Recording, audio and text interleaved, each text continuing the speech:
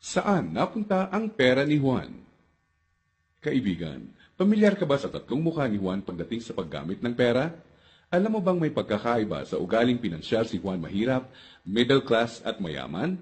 Sobrang simple lang ng mga pagkakaibang ito. Magtataka ka kung hindi lahat ng tao pamilyar dito. Mga simpleng diskarteng dahilan kung bakit ang mahirap lalong humihirap, ang middle class stressed out at walang oras, at ang mayaman lalong yumayaman. Kung matagal mo lang tanong ang mga ito, mag-e-enjoy ka sa mga facts na hinanda ko para sa iyo. Sabay nating hihipa ng mga kumakalat na outdated na information tungkol sa pag-manage ng pera ngayon.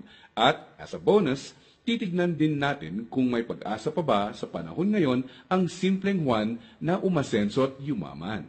Halika't isa-isa natin silang tignan. Magsimula tayo sa regular na araw ni Juan Mahirap. Gigising siya sa umaga at magmamadaling pumasok sa trabaho, kung swerteng may trabaho nga siya. Madalas, contractual. Minimum wage. Minsan, less than minimum pa. Masipag at matyaga naman siya. Pagtitiisa ng traffic at ang sumpong ng boss na masungit. At pagkatapos magbanat ng buto buong araw, uuwi ng pagod. Magpapahinga para ulitin lahat ito kinabukasan. Gagawin niya ito ng araw-araw para sa kapos-saktong sweldo. Tama ka, di na ito bagong istorya. Ano nga ba ang diskarte ni Juan Mahirap pagdating sa pera? Bago ang pag-iipon para sa pangkabuhayan, madalas nauuna ang Jollibee dito, sini doon, at ang silent killer ng bulsa. Bili ng kung ano-ano, kung saan-saan, kahit di kailangan. Mga abubot. Bakit? Kasi may sale, surplus, ukay-ukay, at tiyanggihan. Minsan lang at mura lang naman. Ang kadalasang mga dahilan, bibili kahit di naman kailangan. Ang resulta, wala pang A15 o A30, ubos na ang pera. Kaya uutang na lang. Gusto naman magbago ng buhay ng mahirap na Juan, pero magpapaulit-ulit ang kalagayan niya hanggat di niya nakikitang patong-patong na gastos ang bigay ng abubot niya, na pag naipon, pwede nang puhunan sa negosyo. Pero hindi masamang tao ang mahirap na Juan.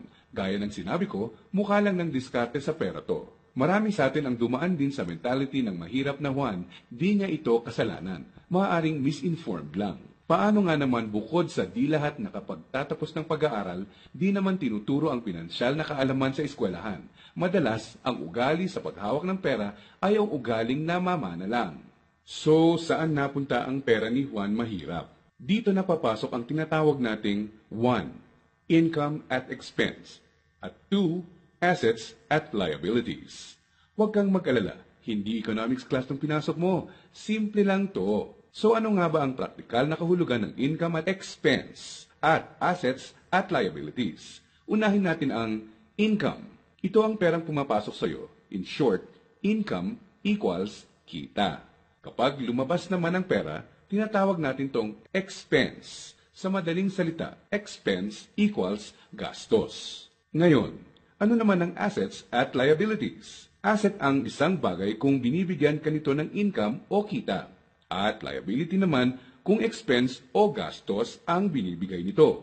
Balik sa tanong, saan napunta ang pera ni Juan Mahirap? Ang maikling sagot, madalas mas maraming expense o gastos kesa income o kita ang mahirap na Juan. Maaring sa sahod o maliit na extra lang siya umaasa para sa income, samantalang kaliwat kanan naman ang pinanggagalingan ng expense. Naloko na. May pag-asa pa ba ang mahirap na Juan? Malalaman natin yan mamaya. Ngayon, tignan muna natin ang behind-the-scenes kwento ni Juan Middle Class. Sa unang tingin, okay na okay ang lagay ng middle class na Juan. Ang totoo niyan, malaki ang tsansang mapagkamalan mo siyang mayaman. May bahay, may kotse, at nakikita mo silang nagbabakasyon minsan. At kung may bagong labas na gadget, mag-a-upgrade ang middle class na Juan. Pero ang di alam ng karamihan, marami dito ay promo, hulugan, o utang sa credit card na buwan-buwan sa sweldo nakakaltas. So, saan napupunta ang pera ni Juan Middle Class? Ang maikling sagot, mas madaming liabilities, nagbibigay gastos kesa sa assets, ang binibili ng middle class na Juan.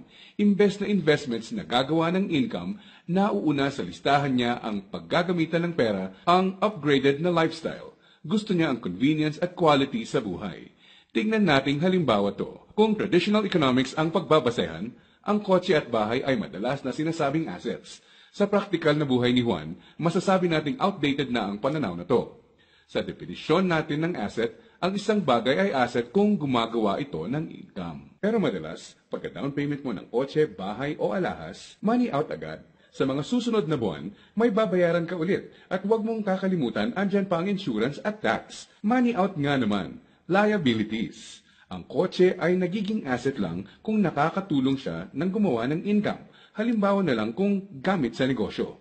Ang bahay ay pwedeng maging asset kung paparentahan mo ito, lalagyan ng mga produkto sa negosyo or storage. O di kaya ay kung nagba-buy and sell ka ng bahay at mabibenta mo to ng mas mahal. So bakit walang oras at stressed out si Middle Class 1? Para mabayaran ang mga liabilities, kailangang mag-overtime, kumuha ng mas maraming trabaho at maghangad na ma-promote ng middle class na Juan kung siya ay empleyado.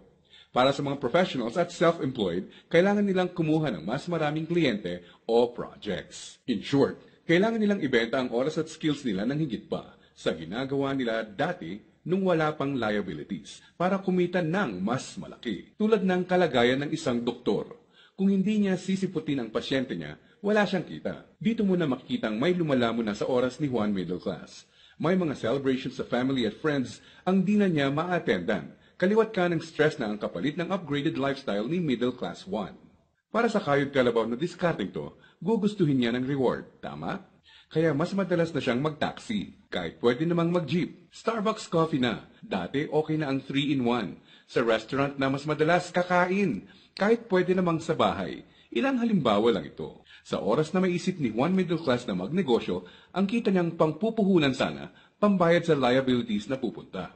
Kung tatanungin mo siya kung anong gusto niyang baguhin, madalas sasabihin niyang ibalik sa kanya ang oras niya. Mabait si Juan Middle Class. Gusto niya ng maganda at komportableng buhay para sa pamilya niya. Magaling din siya sa trabaho o sa propesyon niya. Sa kasamaang palad, pagdating sa pinansyal na mindset, may outdated advice at information siyang dala. Ang dating akala niyang assets ay liabilities na pala. May pag-asa pa ba si Juan Middle Class? Malalaman natin yan ilang sandali lang. Ngayon, tignan muna natin ang sikreto ni Juan Mayaman. Alam mo ba na madaming Juan Mayaman ang mga self-made? Ibig sabihin, bunga mismo ng sariling pagod, sakripisyo at tiyaga ang tinatamasa nilang tagumpay. Simple lang kung susumahin mo ang lifestyle niya, may time and financial freedom. Maluwag ang buhay kung may kailangan. Choice sila kung ano ang sasakyan nila, saan sila titira, sino ang makakasama at makakatrabaho nila, kailan at saan sila magbabakasyon, at iba pa.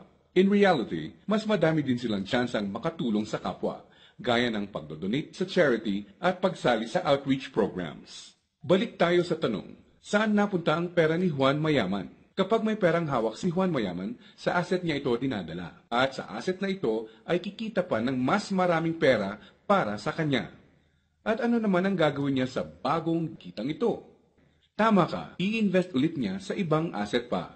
Ano ba ang mga examples ng asset na ito? Andiyan ang investments, apartment, or kotseng pinaparenta, ang edukasyon, seminar, tradings at iba pa na magtuturo sa iyo ng skills na kaya kang bigyan ng kita ay asset din. Sabi nga ng isang bumper sticker, if you think education is expensive, try ignorance. Ibig sabihin, kung tingin mong mahal ang edukasyon, subukan mo ang kamangmangan. Assets din ang mga negosyo, lalo na ang mga kumikita ng passive income. Paano ba napagtatrabahuan ni Juan Mayaman ang kanyang time and financial freedom? Ang sikreto? Passive income at leverage. Sa practical na ibig sabihin, ang passive income ay income na pumapasok kahit tapos na ang malaking parte ng trabaho mo dito. Konting oras na lang ang kailangan ni Juan Mayaman para i-maintain ang asset niya. Kahit natutulog siya, pumapasok pa rin ang kita. Hiramin naman natin kay Robert Kiyosaki ang ibig sabihin ng leverage. True leverage is the ability to do more and more with less and less. Ibig sabihin, ang tunay na leverage ay ang kakayanan na gumawa ng mas maraming gamit ang mas kaunti. Para mas madali nating maintindihan, gamitin nating halimbawa kung paano nagsimula ang isa sa mga pinakamalaking drugstore sa bansa. Marami ang nasira noong World War II. Pagkatapos nito, kinailangang mag-rebuild ng mga tao. Dito na papasok si Mariano K. Napansin niya ang mga demand sa isang uri ng antibiotic na tinatawag na sulfa drugs. Paano niya nalaman? Ginamit niya bilang leverage ang natutunan niya bilang empleyado sa isang drugstore bago pumutok ang World War II. Nung mga panahon noon na nagsisimula ulit ang lahat at kahit naman ngayon, ang taong may enough information kesa sa iba ay nakakalamang. Gamit ang ₱100, bumili siya ng sulfathiazole tablets at kumita sa paglalako nito. Ginamit niya mga unang kita niya para bumili ulit ng mga tableta na ilalako. Hindi niya ginastos sa liabilities at abubot ang mga sumunod na kita. Nag-ipon siya at gumawa ng kariton. Ginamit niya ito para makabenta ng mas marami pa. Naging asset at nagbigay ng leverage sa kanya ang kariton. Taong 1945, nakaipon siya ng sapat na pera para ipatayo ang una niyang drugstore. Pinangalanan niya itong Mercury Drug. Ngayon, kahit natutulog si Mariano, may humigit kumulang 900 na branches na at 11,000 na empleyado ang mga nagtatrabaho para sa kanya. Leverage. Dahil dito, pumapasok pa rin ang passive income sa kanya. Pwede mong gawin ang ginawa niya. Gamitin mo ang pera mo sa pagsisimula ng pagkakakitaan. Andyan lang sa tabi-tabi ang mga negosyong kayang magbigay ng passive income at leverage sa iyo. Gaya na lang ng experience ko. Di ko inakalang isang maliit na flyer lang na inabot sa akin sa mall ang magiging tulay para sa isang negosyong nagbibigay passive income at leverage sa akin. Naging ugali ko na i-prioritize sa mga pagkuha ng assets bago liabilities. Ano ang konklusyon natin ngayon na magpapayaman sa iyo? Intindihin mo to, hindi lang ang pagkakaroon ng pera ang nagpapayaman sa tao.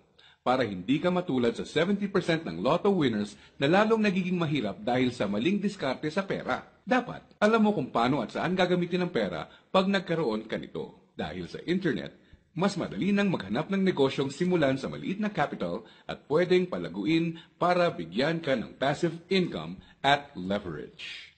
Ang importante, kailangan mo silang hanapin. Kailangan mong maging open para tumingin-tingin at kumuha ng idea at pag nakakita ka, pag-aralan at i-research mo to.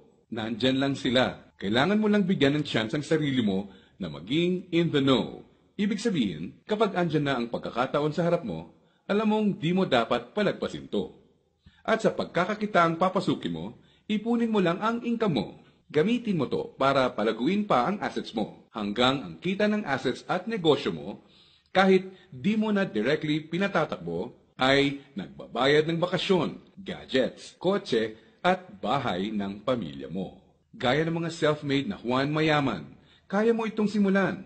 So, si Juan Mahirap, unang binibili ay ang mga abubot. Si Juan Middle Class, unang binibili ay liabilities. At si Juan Mayaman naman, unang binibili ay assets.